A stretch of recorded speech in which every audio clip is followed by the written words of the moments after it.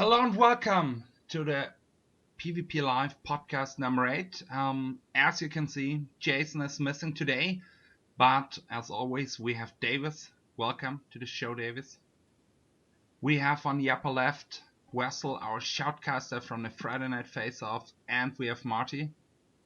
Welcome, Marty. Guys, are you there? Are you talking? My mic was muted. Okay. Apparently everyone on stream heard what I said, but no one in the Skype conference was hearing anything. So I said hi to Davis, hi to Marty, hi to Vhell. All say hi, and I still can't hear you on Skype for some reason. Oh, I'm here. Sorry, I'll just say hello, everyone. I'm here. Hello.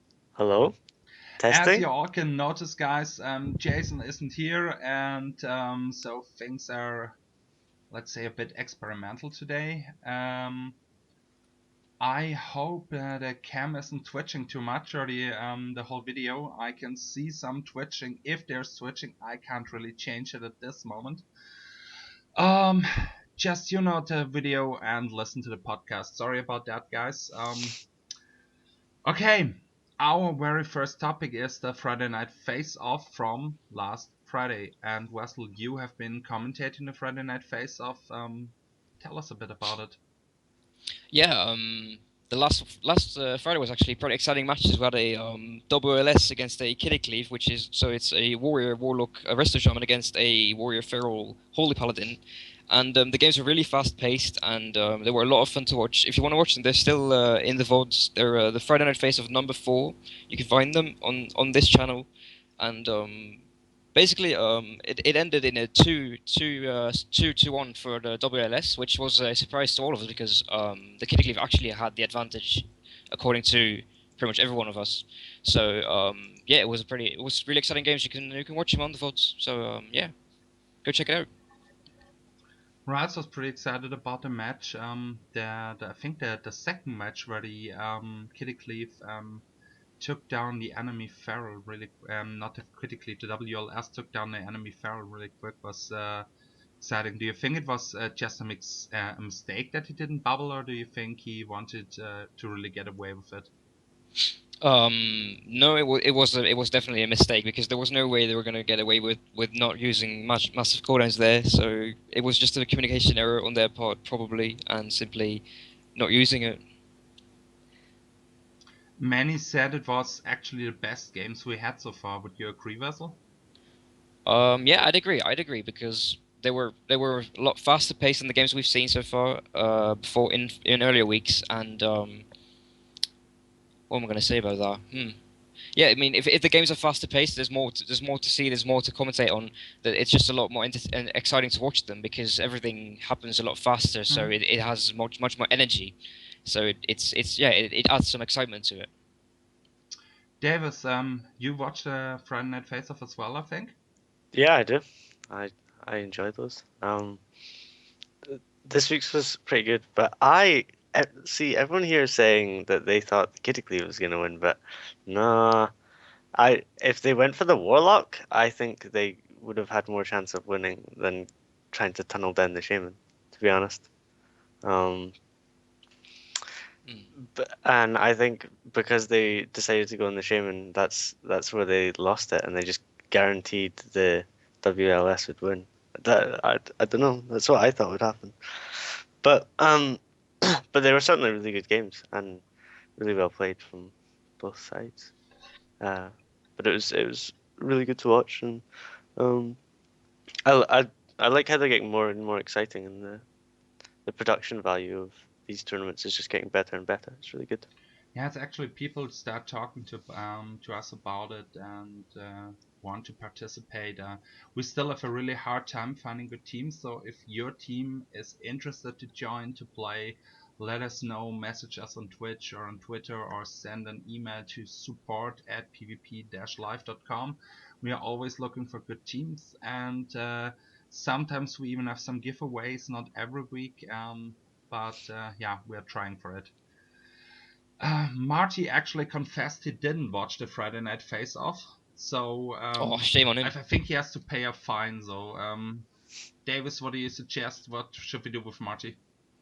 I don't know. Like, he is the only US person here, so we Yeah. should find an adequate way of. Marty, I Let's not think your start a mic is EU actually debate. muted. Can it be? Try again. Wow, I haven't said anything this entire time you could have heard because I just unmuted my mic. I'm a Yeah. skilled podcaster. Yeah. Amazing. Good job. Good job. We should. I said I'm we really should far rename away, so you ourselves guys in can't hear Skill me Captor or anyway. So something. you guys can't reach me, so I'm okay. I'm safe. Okay. We were actually I discussing thought your it's funny, punishment. Davis, it's funny that you said that you thought because they went on a shaman that they didn't stand a chance, because I watch a lot of Vive stream, and that is literally all he lives for when playing Kitty Cleave with Taliesin is like, oh good, there's a shaman on the other team, I'm going to tunnel him from start to finish, and it's like a guaranteed win for them. So Yeah, I kind of wanted to say that as well, because that's basically what Kitty Cleave is so good at. It's Yeah. killing shamans. That's But it's- really the main but the- niche for the Kitty Cleave. yeah, But there's a difference between like Vive and Taliesin doing it, and Not really. Because There the is. Kitty Cleave that we saw was actually executing it perfectly. They just miscommunicated their coders, and that's why their defensive coders, and that's why they lost. It's not because they had the wrong target.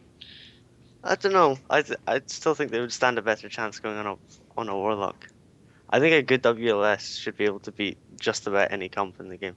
yeah. I mean, that's just the WLS strength, though. When you talk about Kitty Cleave, they've really only got a chance to win it during cooldowns. After that, because no instant cyclone anymore, Yeah. you interrupt every clone from the feral, and you're not going to get CC'd very often as the healer. So. I just think.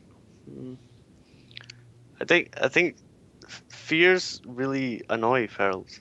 Like fears Yeah, are they really do. bad for ferals. But I And- talked about this all with Rails and everyone, and the thing is that if you go for the Warlock, you're going to get Blood Horde, and the Feral can't do anything about the Blood Horrors. You could say like, oh, the Warrior could reflect them, but the bottom line is that it is random, because you can only guess when he's going to use it, so you will never always get Blood Horror with spell reflect. So the Feral is going to get Blood Horde, and then he loses even more uptime. Sure, And but if you go on the Shaman, you can just dispel the fears. But and that's then, it. if the feral gets Blood Horde, then the Warlock's got a warrior on him that's not going to be able to let him cast a fear. In theory, I mean, I don't know. That would be the way that I would look at it. I just tell you, as a shaman point of view, I personally just despise playing against Kitty Cleave. So I don't have much else to say besides I hate them. Yeah, it's scary. It's scary, of course. But I don't know. I just think I would go in the Warlock, and maybe I would You'd lose. lose all the games. You would Okay. lose a lot. You would Okay. lose a lot. Okay. Well, cleaving's not what I'm good at. Clearly. Yeah, I hear you. Well, it's my specialty because I'm a DK, so that's a specialty. Wessel, in the chat there was a question. Do you actually know which rating the teams had that played on Friday? They were all multi-clads, if I recall correctly. The team for Russia was definitely multi-clad, and the WLS was rank 1 warrior, I believe, with gladiator, shaman, and warlock. So they were definitely not pushovers. Yeah, no. Perocta was the ex-guild leader of Atrox, which is the best guild in Germany, or was the best guild, till some unknown person closed it down. And yeah, so a lot of big names. Okay, let's move on to the next topic, and that brings us again to Davis. You wrote a post called Arena Tiebreak Update, and you wrote about the dampening mechanic and how Shadow Side affects our beloved rogue class. Could you give us an overview? Well, basically, so I think at the start of the week there was some posts that were talking about hot fixes, and basically everyone was freaking out about the dampening change, and I wasn't. So I wanted to talk about the dampening change a little bit, where people were worried because it didn't affect Necrotic Strike, and they saw that as basically a buff to DKs. So I spoke about how I didn't believe that people should worry about double bloat DK anymore, and I didn't believe that Necrotic Strike would be made more powerful than damage. And then in the Shadow Sight part, now they were talking about Shadow Sight giving you a Fairy Fire effect, which of course absolutely destroys a rogue if he gets feared into one or anything like that. So I had a little discussion with Holinka on Twitter, and then gave him some advice, and I'm helping him out with his job because he's a busy man. He's got loads of classes to balance. So if I can help him out, I'll go ahead and do it. You mainly balances Unholy Dinomancers, though. That's like the main thing. Didn't I tell you though today, Davis? If you do that, he's going to resort to Angry Birds and donuts because he'll have nothing to do at work. Well, you know what? And then he might send me like a free Audi R8 or something like that. That'd be cool. I Or a could free do copy his of Angry job. Birds. I could do his job and just get a little portion of the pay. I'd be okay with that. As a rogue player, I'm fully in favor of Davis becoming responsible for rogue balance. So anyone against it, speak now or be silent forever. I'm pretty sure that if he would become rogue dev, we would never ever see a stun.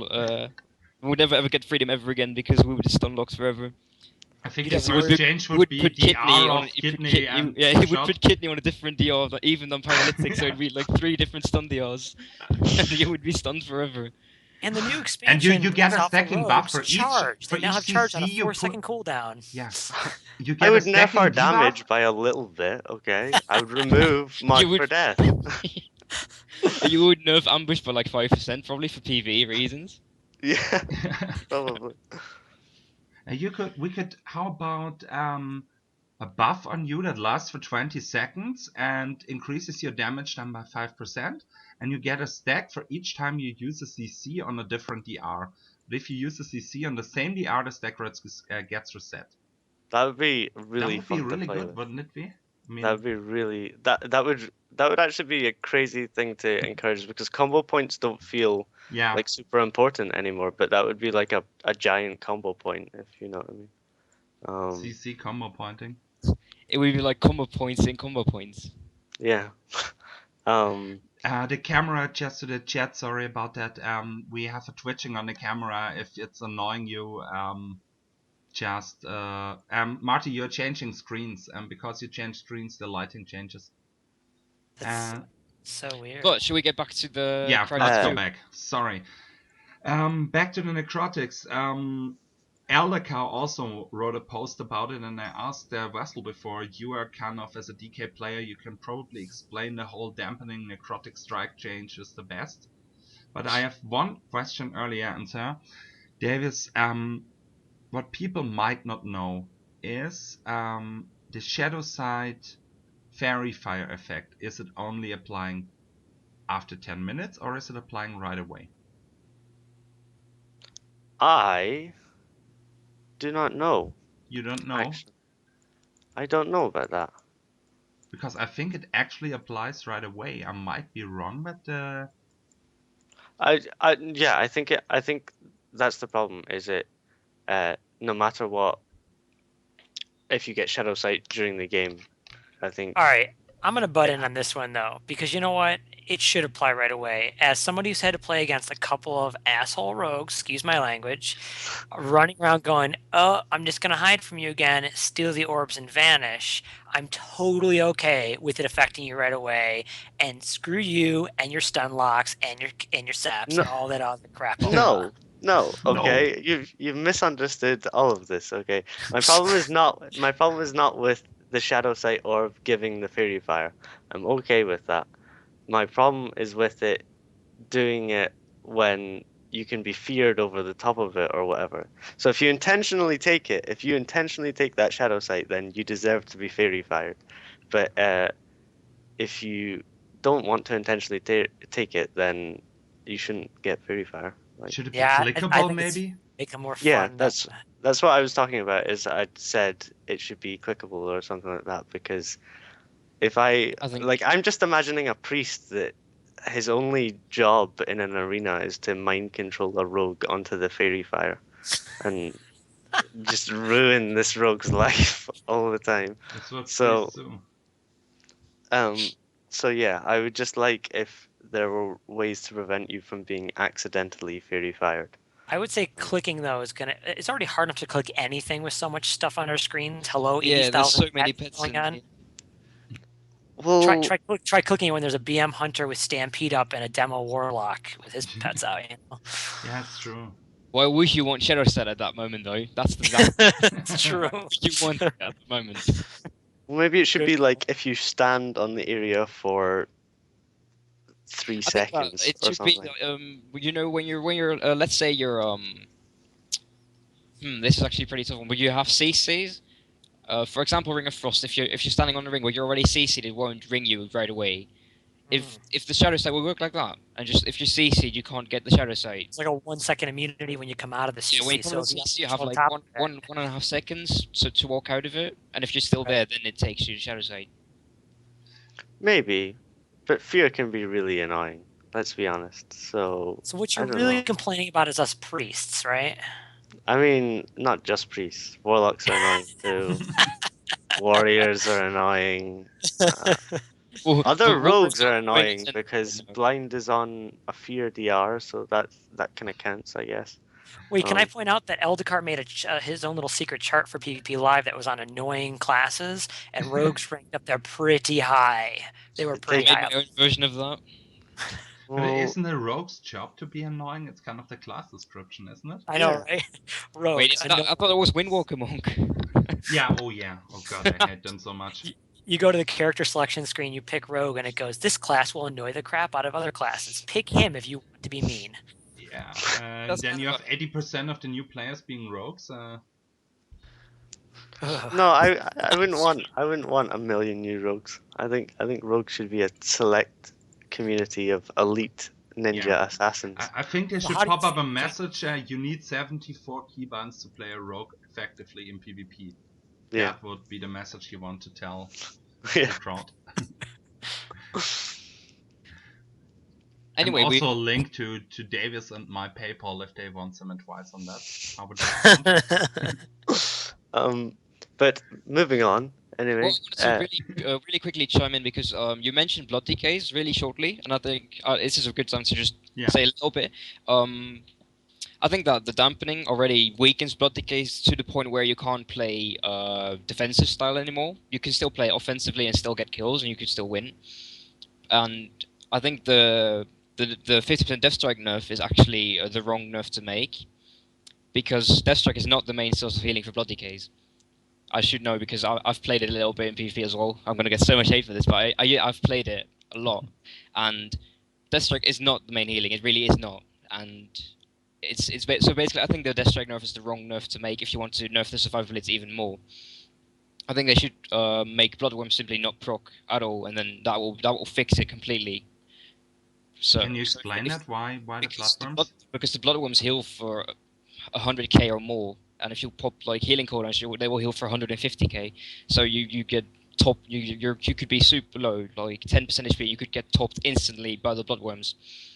So that's really is the main problem, because Death Strike is just a steady heal, but you don't need Death Strike. I could remove Death Strike from my bars as blood and still live forever. Well, and also, if you're any decent at playing a ranged class, you can kite a blood DK pretty well when he's death striking.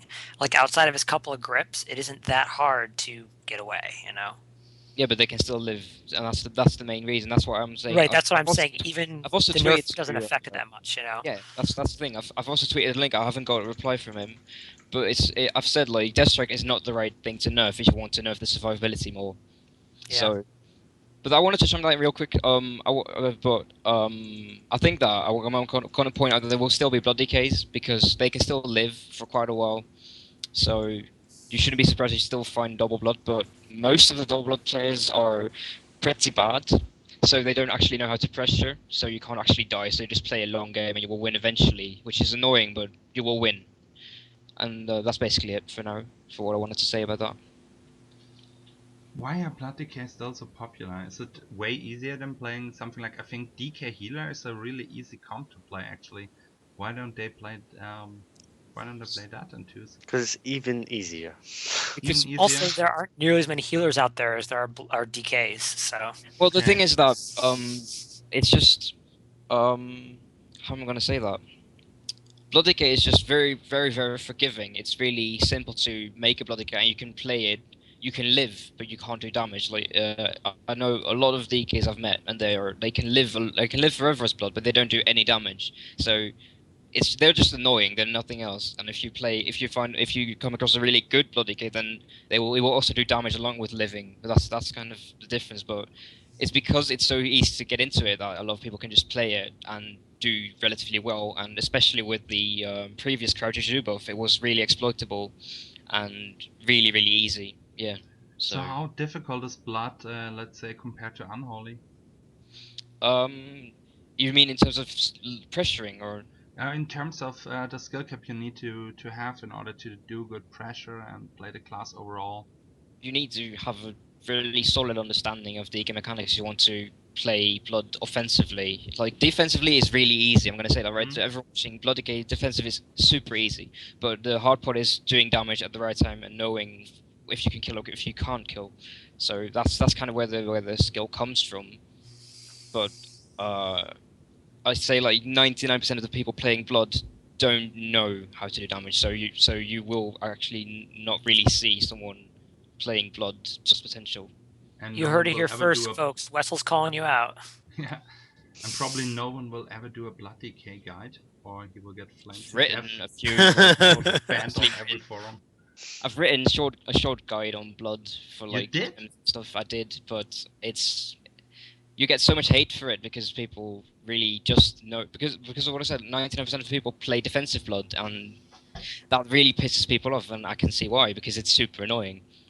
So yeah, you just get a lot of You hate should for it. find out. We could do it as a feature block and say how many people will send hate comments to Vessel. I've seen actually in the chat. There's Noxy saying DHC 2.2. I did not play Double Blood. I played Blood DK Rogue last patch to about 2.1k with a green geared Rogue. So, but that's mainly it's the idea that the Rogue just sits in stealth, does nothing, and just waits for the Blood DK to get some pressure going.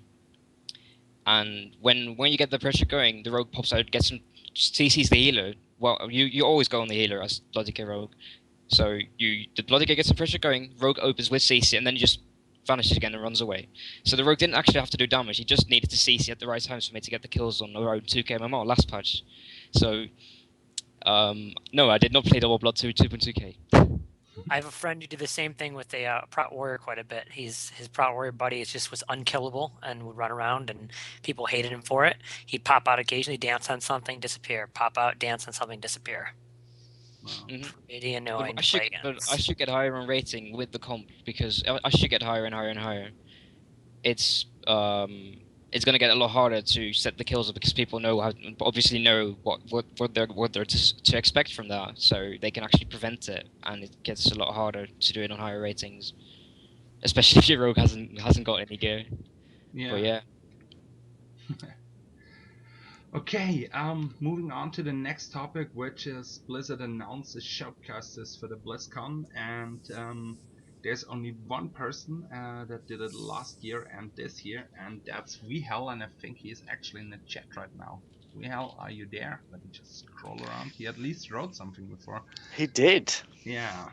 Vhell. Calling Vhell is the caster legend. Like he did these big tournaments back in Wrath of the Lich King when I don't know how many people, when the offline tournaments were like MLG, Anaheim and Raleigh, and he commentated Orange Marmalade and Hydra games back then, so all the legendary matches. So, and he's also famous for the image with the wizard head. I don't know if you've seen it. Yes. The signature in HA. Still someone has it, I think. Mm-hmm. And I actually want him on our podcast for next week when we do BlizzCon, but Vhell avoids answering so far. And the other ones are Hoodrych and Azael, who is a pretty safe pick, and actually a surprise is Devolore or Lore, someone actually working for Blizzard doing the commentating. So what do you think about the setup, Davis? I think it's pretty crazy. I love Hoodrich's commentating on his own gameplay, so hopefully this will be like his commentating would be really fun on other people's gameplay. I remember watching his videos and listening to him shout about how choppable someone was and things like that. Major choppable, dude. So yeah, I'm excited about that. And Azael he's always been a strong commentator. Vhell, he's my teenage years were just spent sitting up late at night watching some tournament that Vhell was commentating. So, and Lore, I don't know much about him. He used to work for or blog for someone or Tank something. Spot. Yeah. Yeah. So that'll be interesting. It is quite interesting that that's the first Blizzard solid employee that's been commentating. So that's cool. Maybe he's the first one that asked for it. Who knows, right? Yeah, I know. Maybe he's the only one who wants to talk about the He's game. like, me. I'd like to see Halinka and Ghostcrawler commentating a game. I think they that'd be can't funny. do it because if they one single mistake like ever, they will put YouTube Yeah, videos. they It would would get be so hate for it'd it. be Like- hilarious though. Like Yeah. If there was like clear bias towards one class, we'd all be like, "That's it! Yeah. We finally know that Holinka plays a hunter." You know? Yeah. Actually, think it'd be during the interview with Arena Junkies, Ghostcrawler and Halinka promised to play twos against Wengers and me, but they never delivered on that promise.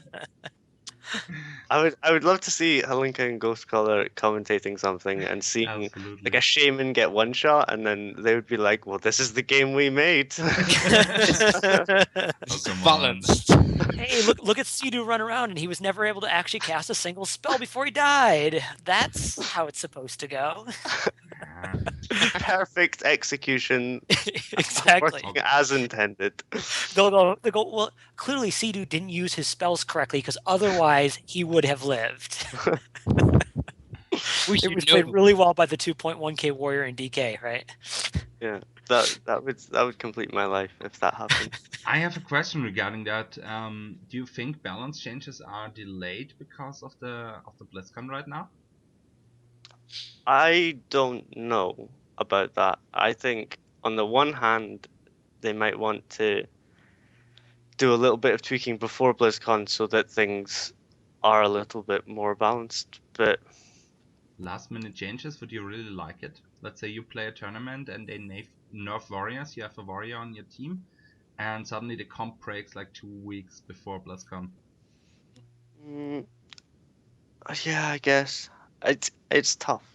That's kind of the thing, though. Blizzard is known for making these sweeping, massive Yeah. changes to the game, and if they would just make if they would make small changes, like you said, a small change, like let's say spell reflect is now on a shared cooldown with mass reflect, something like that, then it wouldn't break the warrior class completely. It would nerf them a little bit, but you would still be able to play it and it would still be really good. So you wouldn't break a comp by making a small change like that.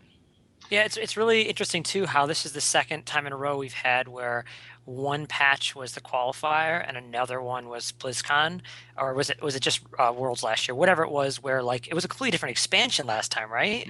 Yeah. Different expansion. You know what I mean? Like it's just crazy to think like you have people qualifying on classes that all of a sudden aren't necessarily good. I remember Azael saying about how they were all prepped to qualify playing Shadowcleave, and then it was that was impossible to qualify because of how much shorter the time period was to qualify, and that expecting it to be really good the next patch. So this whole guessing about what'll be good when BlizzCon happens or when the finals happen based on what you're currently playing is makes a really bizarre but fascinating metagame, I guess, of not even the actual matches, but just picking what strategy you're going to use, who you're going to play class-wise, and what partners you pick that can play more than one spec is a big one too, right? I mean, if you guys remember from the Bleached Bones, one of the biggest deficiencies that now I'm going to forget his name. The Kiz, the LA Shaman head, is that he only plays LA Shaman, and so he was just completely banned out of almost the entire tournament because he didn't have 3 or 4 classes like some other people did, or even another spec. It was kind of like that for another as well, but not because like on Holy Leaguers weren't overpowered or anything last patch, but he just got banned every single time because they didn't want him to play because They just didn't want him to go out there, so he just had to pull out because then he never played anyway. I think he only got to play one game. I think his was the same way. I think he played one time and he crushed that other team, and so he never was allowed to get picked again.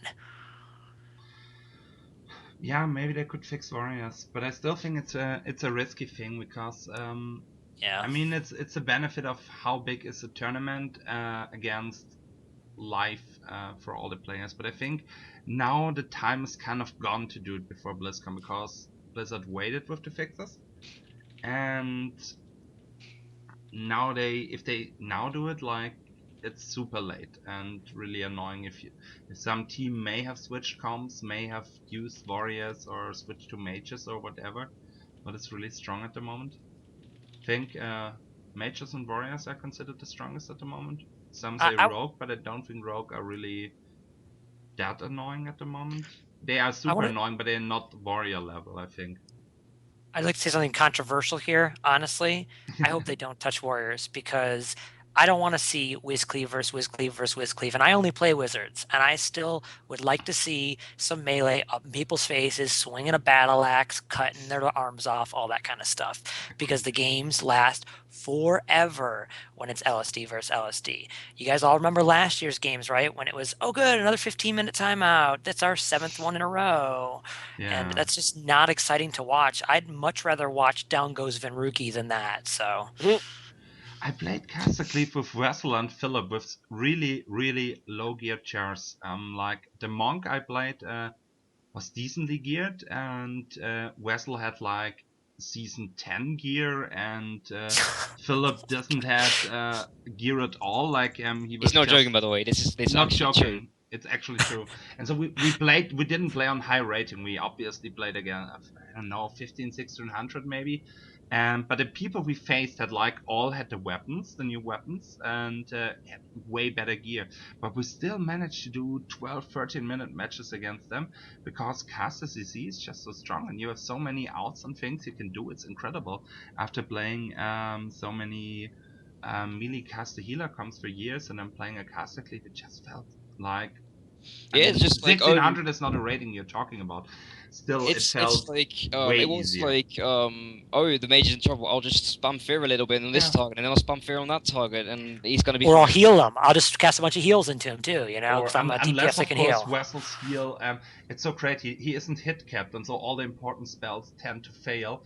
He's running in doing this great triple howl, and then, oh sorry, it missed, and now it's you get thrown out, but it's fun. You know, it's what you just said though, Tobias. 1500 bracket, it does matter though. There's a lot of players that play in that bracket, and it can be incredibly frustrating when all of a sudden you're playing against something that has a lot of instant CC, like you know, a mage with Palm Poly and Frost Nova and Deep and stuff like that, or Warlock with Howl and Blood Horror, etc. And they can just do that over and over and over again just to extend the match because they're not getting a kill.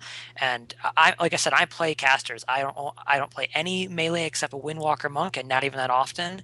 And I've been known to sneak into a Hunter once in a while, which is sort of melee. And that's it. And I still think, man, it sucks to watch those 15-minute timeout matches. But seriously, it's so much fun to play these caster cleaves. I never thought it would be, because I was bashing caster cleaves since, I don't know, since Talbadar and Novos, and I don't know who, Dr. Mayo played this triple healer comeback in Wrath or something. Yeah, I remember that one. That was an abomination of the purest thing, and I've been for years now bashing on these caster comps, but actually playing one, it feels so fun. I can definitely understand why people go for caster comps, because when I'm playing my rogue, it's like 100 times more stressful than playing in a caster comp. And as monk, you have like 3 trinkets for Full of the Forsaken, and I got Hexer spell, and super easy. And Vessel could even have the imp out, and so you're pretty much unCCable. You can stand in the middle of your map on 1500 and just bash your damaging moves into the enemy's face. And I outdamaged, by the way, as monk. In most games, I had the highest damage on our team as the healer, because my teammates didn't have any gear. I was like, doesn't that say something about Wessel and not about you? No, actually, he just doesn't have gear. It's like season 10 gears parts and stuff like that. But no, but to be honest, it was really fun, and I learned to enjoy playing on low ratings, and I think I like it. Well, so we Yeah, should continue I this actually, comp. I actually We played a sh- little bit of twos last night on my mage that finally hit 90 with a buddy of mine, and he doesn't have weapon yet, and I literally have 315k HP to tell you how bad my gear is. Yeah, You know, like ours. awful gear. And we went in, and our MMR happened to be like 1300. And it made it more fun. I couldn't actually kill anything until like 3 or 4 minutes into the game. I couldn't global anything, so we really had to play skillfully with CC and stuff like that. But it can be fun just playing down there sometimes. Yeah, yeah, definitely. I was actually wanted to ask you guys about the Necrotic Strike back about Eldercast post, but I think we just moved on. Or Wessel, did we you kind have of to? skipped it. Yeah, Yeah, we did kind of. kind of skip it. I promised Wessel to actually let him talk about it. Do you still want to talk about it? I could just give like I don't want to talk about it too much of it just because it's probably going to be boring for a lot of people. But I can do a quick summary of it if you want. Okay, we are counting and you're talking. Okay. All right, I'll just go for it. So basically, the Necrotic Strike is exempt from dampening, and it was supposed to be affected by that first, and a lot of people thought it should be. I disagreed with that notion, not for the main reasons people think it is, but I disagreed, and it is now unaffected, and now it actually scales better than most damaging spells, mainly because of the debuff. Because as dampening goes up, healing decreases, so you need to heal more to heal the same. 30 seconds. And the idea is that 30 seconds then. Okay, so the idea is that the debuff, as the healing decreases, the debuff is going to stay up longer and longer, and that gives you the 30% casting slow longer and longer. So so it will be a lot harder for a healer to top his teammates because that debuff is going to linger a lot more. So yeah, you're just going to be a lot slower. You're going to lose all the haste, and that's why it's going 5 to more stop. seconds. Well, that's basically it. Necrotic Strike will be stronger, but not because it's going to do more damage than any other thing. And cut. Thank you, Wessel. That was actually good.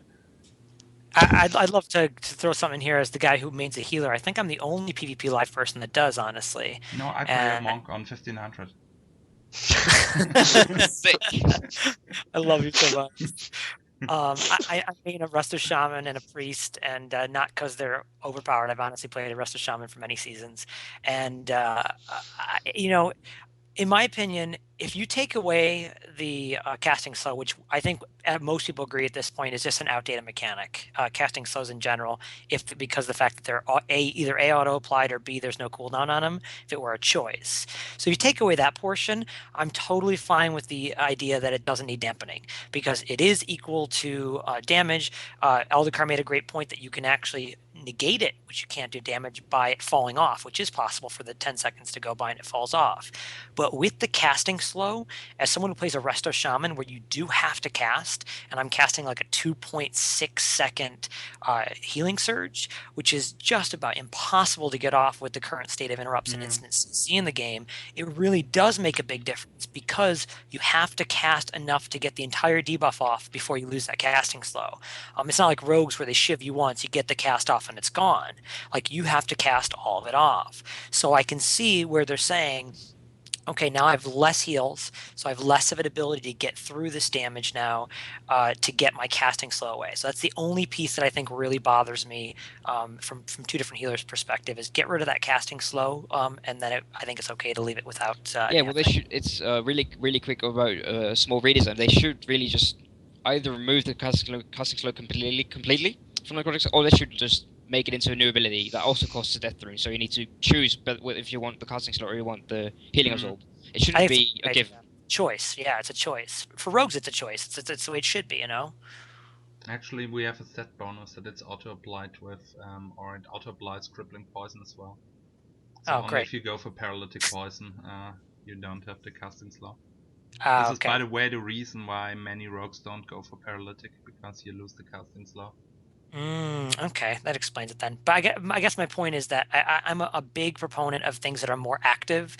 It's why I'm one of the few Moonkins that did not bitch up a storm when we lost the damage reduction, like the Shadow Priests are right now, is because, yeah, it sucks, but guess what?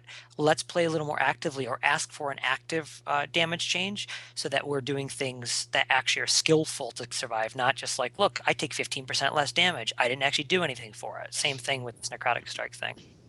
There's one argument, however, and Wessel, I want you to comment on it actually.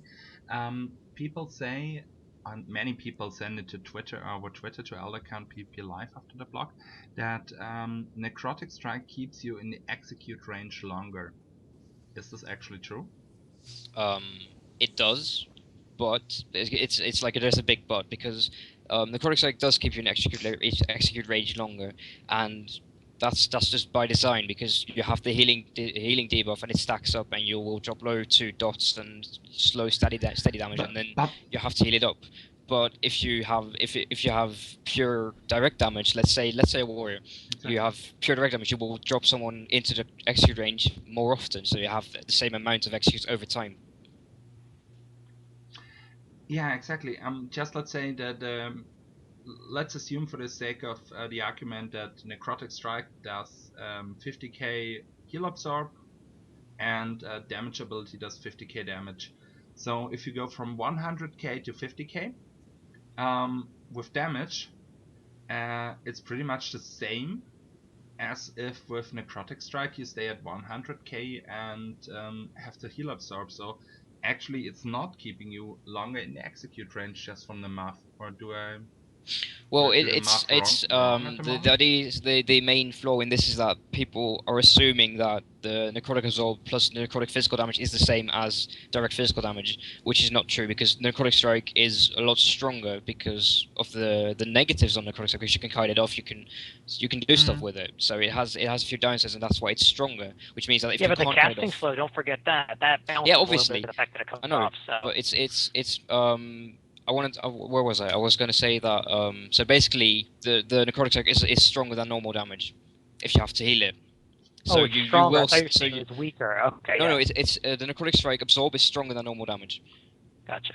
So you will be long. You will stay in the execute range longer, but once you're healed out of it, you won't drop right into it straight away. And if you're facing against a pure direct damage class, you will drop into it more often. Okay, I think I got it. Moving on to the next topic as promised. This is actually a big one, and I initially wanted Nadagast on this topic because I'm shamelessly stealing this idea from him to talk about it. And I hope, Marty, you will do an interview with Nadagast, I think. I hope you don't have the following topic planned. Or maybe you could No, just it was get... nothing. Not a topic of conversation. So. Okay, because Nadagast and me discussed a bit about it, and the topic is keybinds and macros. And Nadagast pretty much says macro keybinds like add arena 1-3 or even focus macros complicate the game a lot for new players that want to enter PvP, and therefore should be removed. I personally am not that sure, but I can certainly feel with him, because I personally on my rogue I think I have 74 keybinds, and when people ask me sometimes how to play a rogue, and then I can tell them get an Excel and do a list with all your keybinds, and then do another list with all your macros and figure it all out how it goes together. So it's I don't know. It's true that it's super complex to, at least with certain classes, to get into PvP just from interface keybind wise. And maybe starting with you, Marty, what do you think? Is it a good thing for PvP that we have all these macro options, all these keybind options with target arena 1-3, focus arena 1-3, and all these macro options, or should that kind of go away and be replaced with click targeting with the mouse? I'm personally of the opinion that we're somewhere in the middle. Okay, because I'm a person who doesn't play with as much of the 1-2-3 as I do focus. So I like to just set my focus and swap around focus and use at target net focus macros. But I will tell you, I fill out my macro page and I'm constantly just overburdened with macros. I think that a bigger problem is a lot of things that aren't in the base system that require you to make macros in the first place. So something like the fact that when you swap talents, you have to have a macro that does that for you, or swap it on your bars. Like I watched Vhell stream, and he literally doesn't even bother with the macro. He just keeps popping different things on his bars because it's just easier sometimes. Oh, I have not having Blade Storm, I'm going to have a Stormbolt. I'll just take it out and put it on the bar, right? So that's a big portion of it. The second thing is that I do, on the positive side, I like that focus macro thing, because I'm a 1400 player. I'm taking the step to 1550, whatever. That's a thing that can help you make that next leap. Just like something like when you get into the 17 or 1800 bracket as a healer, maybe it's about better positioning on pillars and being able to dodge in and out, just cast a heal and disappear, or ground that incoming Hodge, things like that. So to me, that's one of those stepping stones along the way that gets you to the next bracket. The Arena 1, 2, 3, Focus 1, 2, 3, that's when you're getting into the really complex stuff. And I can see when Gladiator and rank 1 level players, who I'm not, I'm a 2K level player, are up there talking about that. That's like second nature to them. But to someone like myself, who I played this game maybe a little more casually now than I did a couple of years ago, it is an enormous thing to get yourself to the level where you are using those all the time and really involved. And I can see how overwhelming that is for a brand new player. That doesn't mean it's not a possible progression step, but I can see when you see that as the end step from the beginning of no macros and no focuses and stuff like that, that's just a big chasm there. Wessel, what do you think? I think that a lot of the need for loads of macros comes from the ability bloat as well. So you have a lot of abilities that don't really do anything, but you still need them, and some of them require macros even to work properly. Yeah. Let's take last patch, and a lot of patches before that. Obviously, you had on Holiday you needed about 7 macros to have your pet work properly, because of the energy cost on Null and Leap, and they removed that with this patch, and now I could just remove all those macros. It just cleaned it up a lot, because all that unnecessary stuff was gone. So I think that's a big part of it, and I think if you want an example of a spec that has a good setup for that, it's actually Frostica is actually really good as an example of this, because to properly play Frost you only need about 7 macros, and then everything else is just ability you have on your bars. So you don't need 50 macros to make Frost work. There is no ability bloat. You just have abilities that really do things, and I think that's a good point to work towards for every class, to be honest. Yeah, that's a good point, as opposed to things like Warlocks and Moonkins and Mages that have about 1,000 focus macros. And rogues. One question And before we go rogues, to for sure. Davis. As a Rogues. caster, don't you have something like stop casting on every single instant spell? It's like just that would make me crazy with the macro space. I think, for example, as when I played a mage, Yeah. I had like a stop casting on everything, so I could use Ice Block or something while in my cast Counter without having to spell, Ice jump Block, first. And yeah, all exactly. those, yeah. I actually only have a cancel cast macro on my inner focus as priest, and for everything else, if I want to stop casting, I either move a little bit from side to side, or I press escape. I've actually really incorporated escape into my keybinds as impressing them. So I think it's a lot easier than macroing stop casting to every single spell you have. Yeah, if you play a little bit of Ellie Shaman for a while, you kind of have to get used to the idea you have to either have stop castings or use escape, because Lightning Bolt doesn't stop on its own anymore, Yeah, that's true. So otherwise you're getting locked out of nature whether you like it or not, or you're not interrupting that cast or whatever, so. Davis, you play the class that probably has the most complex macros.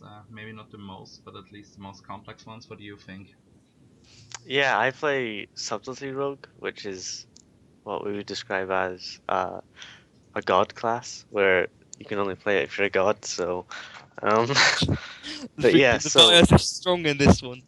our macros are really complex.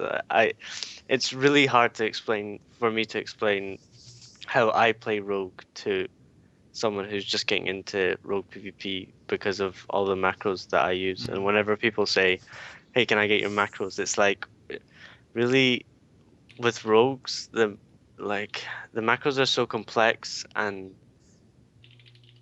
key binding preference is also different, that I think it's too hard for Rogues to be like, oh, you simply need this macro and you simply need this macro. Yeah. You need to at least fine tune them to the actual binds you have. Yeah, like and all the styles of. you could have like 80 macros just for different styles, just for the openers and stuff like that. Like Yeah, I mean, I've got like I've got the full account page filled up with the rogue macros, and then I've got the full full page for my rogue specifically filled up with just macros, and all of them are macros that I need for my rogue to play at the level I do. I mean, I guess I could probably get rid of a few that are just purely visual, but yeah, there's a few I could get rid of, but the majority of them are um, just simply about using ambush when you're in the right stance and using cheap shot when you're in a different stance and all that kind of stuff. So Not all that different than druids. And to your point about the number of things in different stances, one of the things I think Blizzard did good in MOP is they went, all right, if you're going to dash and it's always in cat form, let's just make it so when you press dash, it turns you into cat form. Those kind of things were good for newer players because you may have the most macros as rogue, but druid always had the most complicated macros because you have so many different forms to manage with it. So now if you want to do Fairy Fire, it's different in every different form, for example. Yeah. If you want to do, you swap to cat and all of a sudden your whole bar is gone and it's a totally different form, it does totally different things, etc. So you have to place each spell even where it is on your bars in a spot that makes sense because you might not even have access to that spell if you were in the wrong form. Like, oh, I can't rejuvenate because I put that on the bar and I'm in bear form and not to come out of bear form before hitting that spell, if that makes sense. Yeah, so no. they took a lot of that away, not a lot, but they took some of it away, and I think they could do to take more of that away. Kind of what Wessa was saying is to move more towards not even needing the macro. Dash, you click the dash button, it turns into cat form. I don't need a macro that turns me into cat form and hits dash because that's all it was doing. So you think that the solution is not to remove macro options, but to remove the ability bloat? Yeah, I do. Let's make a round, starting with you. Which Resto Druid ability would you remove?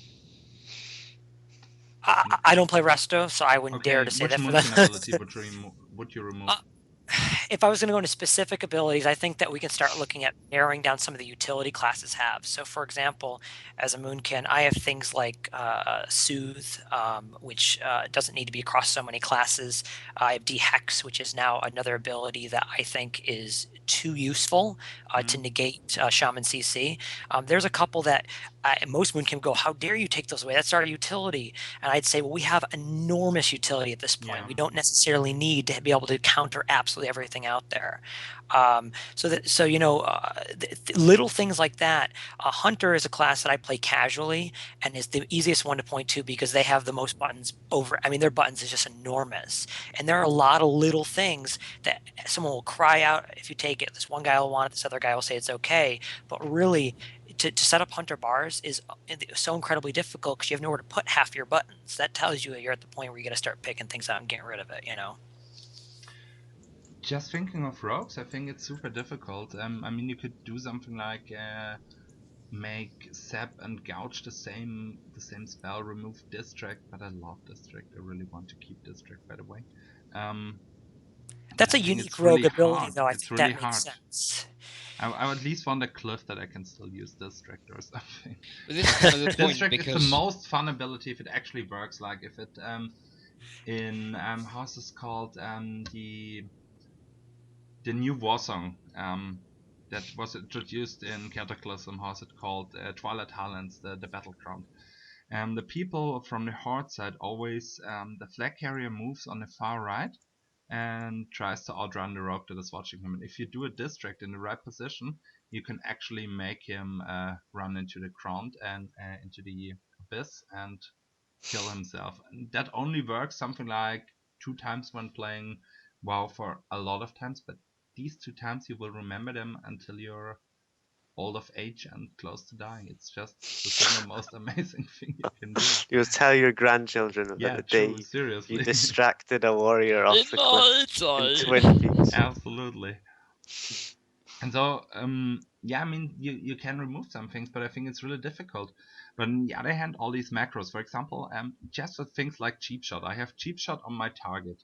If I use cheap shot while I'm not stealth and in combat, it triggers Shadow Dance. If I'm not stealth and out of combat, it triggers stealth and cheap shots. Then I have a bind for focus cheap shot. Then I have a bind for trigger dance and go into focus cheap shot. And so I think I have 4 different binds just for cheap shot. For blind, I have arena 1, 2, 3, target and focus, because I need focus for something like rated battlecrowns. The same thing I have for Garrot. For Sep, I have focus, target, go into dance, go into stealth, and all this shit. Sorry, I shouldn't say shit on here, so I apologize to our viewers. I'm very sorry about this. And so it makes rogues a lot more efficient, like simple things that you stealth if you're out of combat before you use backstab, and then ambush right away because there's no downside to doing it really, and stuff like that. It was just an easy example. You actually wouldn't use that macro probably. But there's so many macros that make things better, easier, faster. It would change the whole gameplay of the class. I think you really had to redesign how rogues play in Arena if you would remove all these macro options. What do you think, Davis? What happens if no macros are available and you have to go into the arena? What if no macros are available and I have to Yes. go into the arena? Macros are gone. Could you still play rogue? I would have to rebind a lot of stuff. I think the majority of abilities on my bars are macros. Yeah. So I would have to change all of those. I mean, I still could, but I couldn't play it at the same level. Hello? Wessel, We have how to about remember you? that everyone would lose macros at Yeah. that point, so everyone would lose that level of play, kind of. Yeah. Is it the same? I want to say that I don't think that's the right idea, but if you put it in there, isolated idea, it's just like if everyone would lose macros, everyone would be on the same ground still, so it wouldn't matter if it would make the game a lot more tedious. That's what I think, because you have to like, oh, I need to target Arena 3 manually to get that CC. It would make it a lot more stressful. I think people would. I think first of all, wild imps would dominate the arenas, and you would start to have something like mouse over macros. That would just place the CC on mouse over, probably add-on supported. So Nadagast was putting all this idea, and he said pretty much remove arena 1 to 3, remove maybe even focus. What's our verdict on that? Wessel, you first. I feel like focus should stay, because it's not so much that you use it to use your focus macros, but it's also an idea that you can, if you're playing a healer, you can keep an eye on the warlock. You can keep an eye on when he's casting fizz, when he's moving towards you. You can keep an eye on that. So it's more about the information than about getting the CCs on him. So I think focus should stay definitely, and 1, 2, 3 could be removed, but I still think that it makes the game more fluent. It removes a lot of stress from having to manually target everything. Davis? I mean, I think removing Arena 1, 2, 3 would actually be okay. Because I think at the moment, like a lot of the problems that we have is there's so much instant CC and all of it can be done just by pushing one button without even having to, like actually go through the effort of targeting someone. So I think there's some problems there that could be solved maybe with that. But in general, I don't know. I don't think they need removed. I think like Marty was saying earlier, it's kind of like a skill cap thing that you get to, and then you find a new thing that you can learn how to do better, if you know what I mean. So first you get used to having focus macros, and then you get used to having a few at Arena 1, 2, 3 macros, and then you get used to having more of them, and so on and so on. But yeah, But we're running a bit stretching on time right now, so maybe we should move on to the next topic. Yeah, we don't have much time, but let's just touch the next topic a bit. Next topic is a bit balance versus changing the feel of a class. Means if you could choose if your class is slightly underpowered or in change would really be altered quite a lot. Like, let's say, think about mages, how they got changed in the last patch with the mastery, changing their playstyle really. Would you prefer to have a weaker class or to relearn your class and have a really different playstyle? Depends on the specifics. Or I just myself, I think it's not a good idea to redesign classes in the middle of an expansion, but the redesign for mages turned out well. I'm gonna say that it turned out well. It didn't completely destroy the class, and it seems mages are adjusting well. But it's still something that really messes up someone's playstyle because they've adjusted to the new expansion, and then they need to adjust to a semi-expansion, you could call it, because they need to relearn the class basically. So I think just buffing and nerfing somewhat instead of completely changing class would be a lot better. So that's my take on it. people keep I think big changes should only really happen, but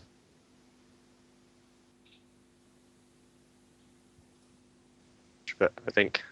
I mean think that you were cut off for a second. I was cut off. Oh, Yes. Could you just I think repeat your answer? I think big changes should maybe be only introduced when they introduce a new season, so to speak. So every patch is a new season or something like that. I mean, that would be in an ideal world. Obviously, that depends just how broken something is when it first comes out at the start of the season. Because if we all remember Hunters at the very start of Mist of Pandaria, then it's probably good that they introduced big changes during the middle of seasons. Yeah, but I mean, nerfing Stampede isn't really a big change, it's just a number change. Let's say you change your rotations, the way you do damage or the way you control, for example. I don't know, these kind of changes I was Oh talking yeah, about. well then yeah, you're right. Then those kind of changes, I would prefer if they were specifically related to new seasons and things like that. Marty? I think Marty broke off. Can someone re-add him to the call?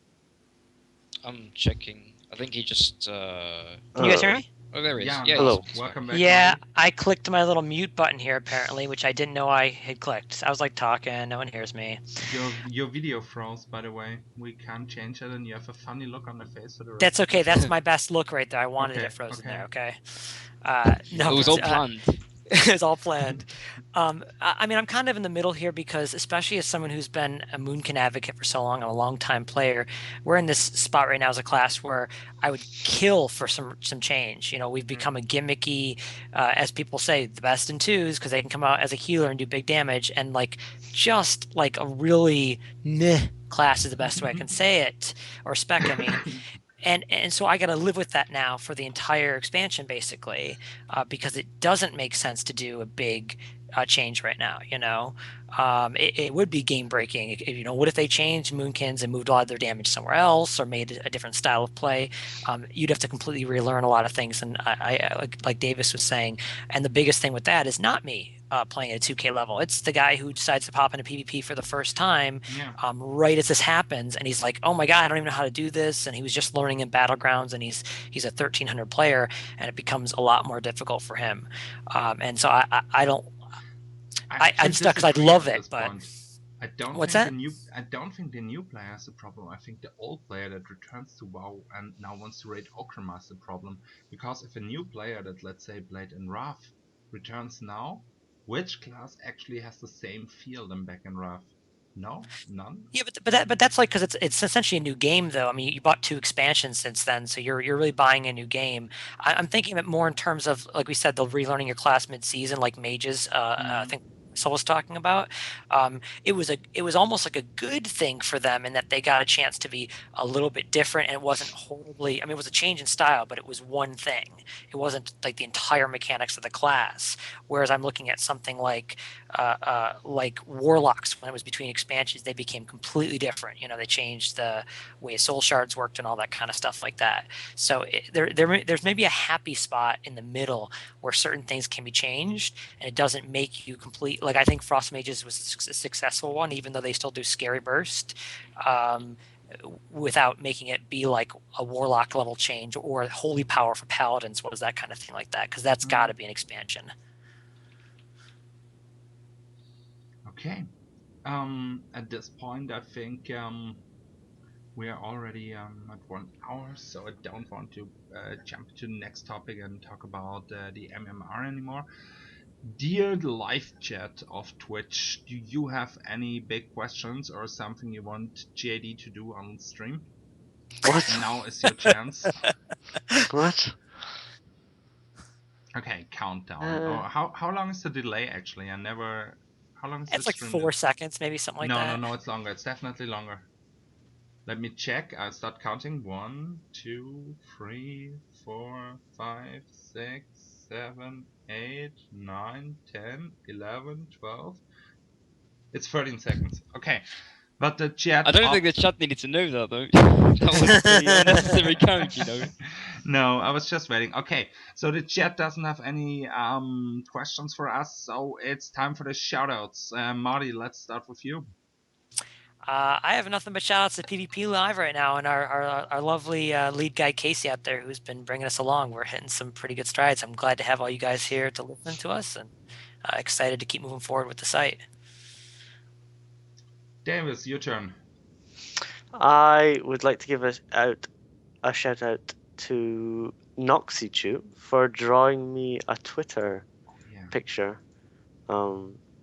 She drew me a Twitter picture, which was very nice of her. So shout out to her. She does the art for Wowhead and things like that. So thank you.